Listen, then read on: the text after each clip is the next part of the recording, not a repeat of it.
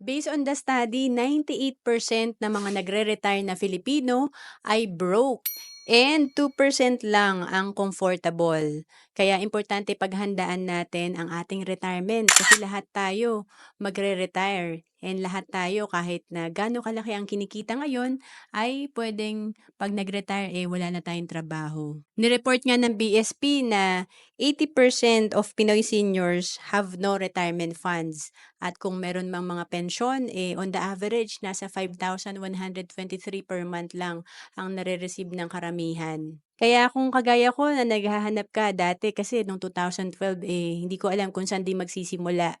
And pwede ka magsimula sa Kaiser. Ito yung tinatawag namin na level 1 investing kasi dito tatlo na yung meron ka.